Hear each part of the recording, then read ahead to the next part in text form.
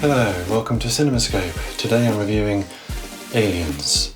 This time, it's war. Shit!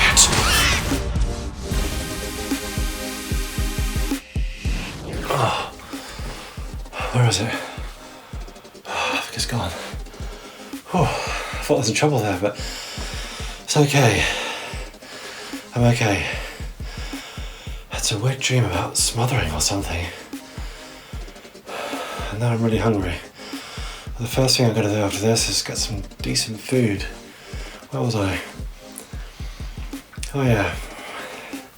Aliens. Aliens was released on July 14th, 1986. And with an estimated budget of $18 million, continues the story of warrant officer Ellen Ripley. The sole survivor of an encounter with the alien life form from the first movie, Ripley's shuttle was found by a deep space salvage team. When she awakens at Gateway Station orbiting Earth, she's greeted by Carter Burke, who works for the company Weyland-Yutani. But don't worry, he's still an okay guy. Don't let that fool you, I'm really an okay guy. Burke tells Ripley that she drifted through the core systems and that she's been in cryosleep for 57 years. Bloody long time. I bet she had some bad nightmares. Well, she probably did. Oh, do you dream in cryosleep? Do you dream in cryosleep? Oh, that'd be a good story. Probably been done by Philip K. Dick. After an investigation by the company on why Ripley destroyed the Nostromo, Ripley has her flight officer's license revoked and finds out there are now alien colonists. Yeah, alien colonists now living with the colonies, and they get on really well. No, she finds out that there are now family colonists living on the planet where they found the derelict ship full of alien eggs. It's not long before contact is lost with the colony on what is now called LV-426. Ripley is called back into action as an advisor to a team of tough colonial marines with high-tech firepower. To stop her recurring nightmares about the alien creature, Ripley prepares for a final battle with the monsters, only this time there are hundreds of them.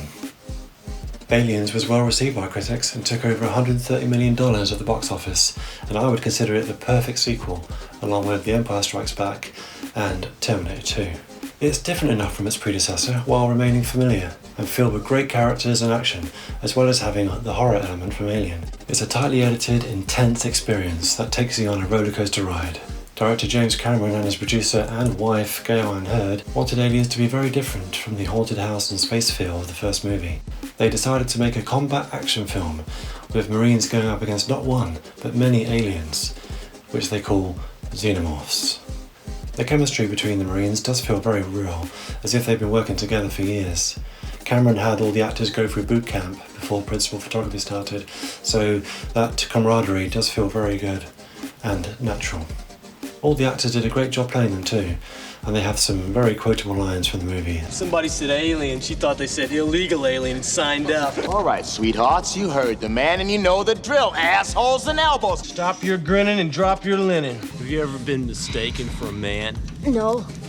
Have you? When they arrive at the colony, they come across Rebecca Jordan, a young girl who has managed to survive the alien infestation. Although she prefers to be called Newt, the nickname her friends gave her, Ripley instantly takes her under her wing, and the relationship that grows between them is one of the best parts of the movie.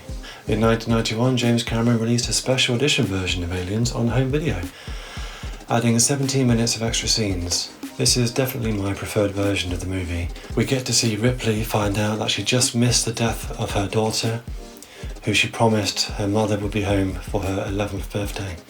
This makes Ripley's relationship with Newt even stronger, especially near the end of the movie when Newt calls Ripley Mummy. It has a much bigger emotional impact, and one of my favourite parts of the film.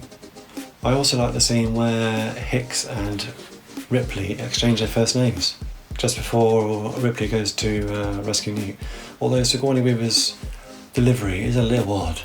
See you, Hicks. Dwayne. It's Dwayne. Ellen. Don't be gone long, Ellen. It always brings a chuckle, switch it off. I'm surprised Cameron left it in because it is a little weird. It does kind of stop the film, but I like it.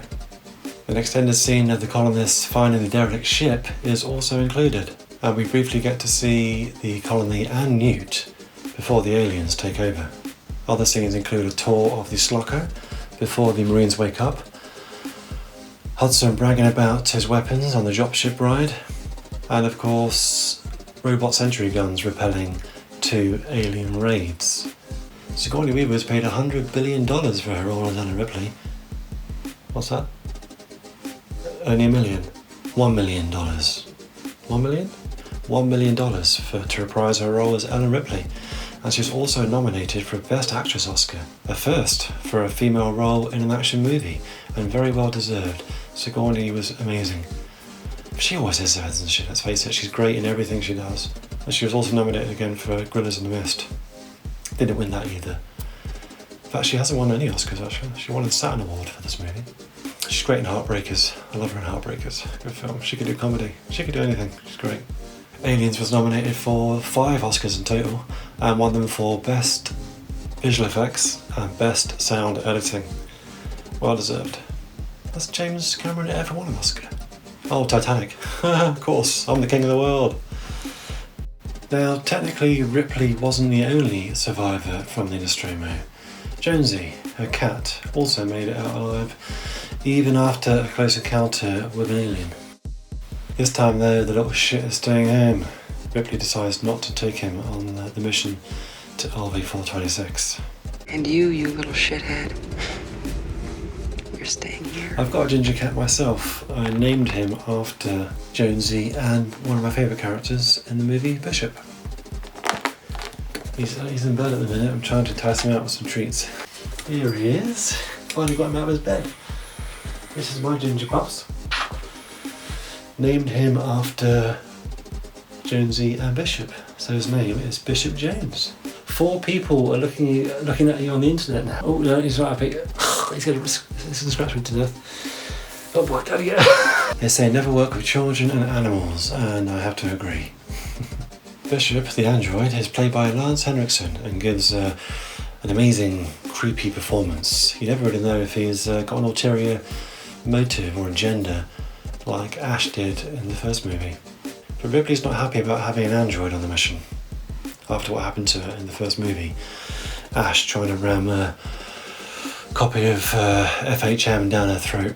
Burke tells Bishop that Ash malfunctioned and a few deaths were involved, and he's shocked, but also knows that the old models were always a little twitchy, and that it's impossible for him to harm a human being. It is impossible for me to harm or by mission of action allow to be harmed a human being. Ripley is not convinced, however, and warns Bishop to stay away from her. But by the end of the movie, she soon comes around, and Bishop ends up saving the day. I really do like the character of Bishop. You know, and Lance does do a damn good job playing an android, and he was really worried that he wouldn't be able to pull it off. Well, how do I do one better than what Ian Holm did in the first movie? People like Rutger Hauer, who played an android in Blade Runner a few years before. But he just did it his own way and worked out great. Great performance. It was Henriksen's idea to have Hudson's hand under his for the knife trick scene, and everyone was told about it apart from Bill Paxton. So his reaction is indeed real. Paxton also improvised a lot of his dialogue for the movie. All of his good lines, his famous lines, including That's it, man. Game over, man. It's game over. Bill Paxton, of course, is famously known for being the only actor to square up against a Terminator, a Xenomorph, and a Predator. But of course, his characters all died, because no one survives an encounter with those 3 things. James Remar was the original actor to play Corporal Hicks, but he was fired shortly after shooting started for possession of drugs. So Michael Biehn, who worked with Cameron on the Terminator, was brought in at the last second to take over. And I must admit, I couldn't imagine anyone else playing Hicks, because Biehn brings that human element. He's very good. That's why he's so good as Carl Reese as well. You know. A brief shot of Remar from behind can be seen in the finished movie, just as they enter the alien nest for the first time. Carrie Henn plays Newt and had no previous acting experience, and this would be her only film role. Carrie, an American, spent many years of her childhood living in the UK, so her accent in the movie does sound very English. A lot of British comes out. And although it's probably her most famous piece of dialogue for the movie, Carrie actually hates the line, And they mostly come at night. Mostly. She says her friends still occasionally tease her about it. Paul Reiser plays Weyland-Yutani company man Carter Burke. He's kind of the human villain in the story. He wants to take back some specimens. Not good. He wants to make some money by selling those damn things to the bioweapons division back at Weyland-Yutani. And of course Ripley finds out and confronts Burke. She's not happy. So he ends up releasing a couple of live facehuggers while Ripley and Nita are asleep, hoping that they get impregnated. It's a very scary and intense sequence. The animatronics are great. The way they were shot really makes you feel that these creatures are running around. But luckily, Burke's plan fails and the Marines come to the rescue. Aliens was a tough shoot for everyone involved, with a lot to accomplish in a short amount of time. There was some animosity on set. The British crew at Palmer Studios were very hostile towards Cameron and Gale Anne Hurd. They thought Cameron was a nobody who hadn't made a decent film yet and demonstrated an insolent and arrogant behaviour, often going home early and stopping work for tea breaks, something the US crew weren't accustomed to. Us English people do like their tea and their breaks every 15 minutes. Would you like something from the trolley, dear? I'll take the lot. Cameron even set up screenings of The Terminator, which hadn't released in the UK yet. But the funny buggers never turned up to watch it. Stubborn, yeah, English people can be very stubborn. Cameron, known for being a very tough and passionate filmmaker, even had to fire the director of photography, who said movie making wasn't stressful. There were a few accidents on the set of Aliens, all involving the APC vehicle and set, which used to be a towing vehicle for Boeing 747s, so this thing was really powerful. The interior filled with smoke once, actually twice, and almost suffocated the actors. The roof caved in and grazed Sigourney's arm and actually hit William Hope on the head, I think, the actor who plays Lieutenant Gorman. Apparently Al Matthews, who's an ex-Green Beret in Vietnam, instantly took over and started shouting orders at everyone on what to do and how to get out of the situation. Unfortunately, he's no longer with us either. Both him and Bill are gone. The brakes also failed on the APC and rammed into cameras. Luckily, they were being operated by remote, so nobody was hurt. And lastly, as the APC rammed through the wall to rescue the Marines, it almost crushed the director of photography and James Cameron. Imagine that. Imagine Aliens being his last movie, or not even be able to finish it. We wouldn't have got Avatar, or Titanic, or True Lies, or The Abyss. One of the newest additions to Aliens was the creation of an alien queen. Cameron wanted to show the audience something new in the life cycle of the Xenomorph. The special edition version of the movie contains a restored scene with Bishop and Ripley talking about where the eggs come from. And he says, "It must be something we haven't seen yet," teasing the existence of the Queen. Stan Winston's Effect House created the life-size alien queen puppet based on designs by Cameron. It took 2 stuntmen inside the midsection, while the 14-foot-tall creature was hung from a crane and was also controlled by rods and hydraulics. It was a very ambitious project, and she certainly is a sight to behold. The power loader versus Queen fight at the end of the movie is still an amazing experience, and gives us one of the best lines of the movie.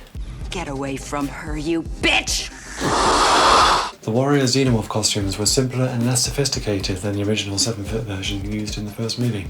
As the film was more action-orientated and would use faster cuts, Cameron opted to use 6-foot-tall gymnasts and latex foam sections attached to leotards to make them more nimble and quicker to apply.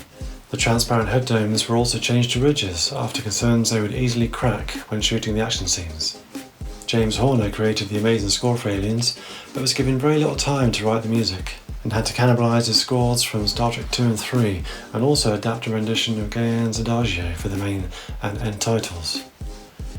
Horner stated that tension with Cameron was so high during post-production, he assumed they would never work together again, but ended up winning an Oscar for his work on 1997's Titanic. Sadly, Horner died in 2015 when the light aircraft he was piloting crashed.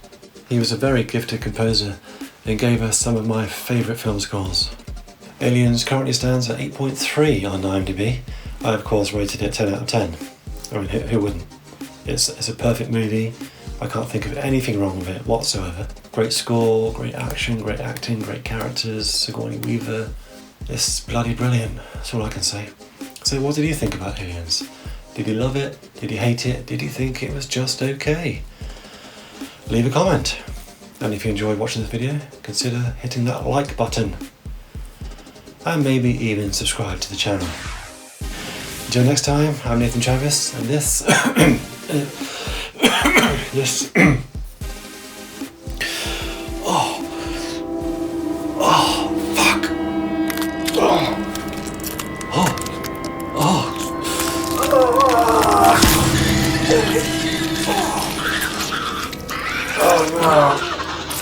Not again.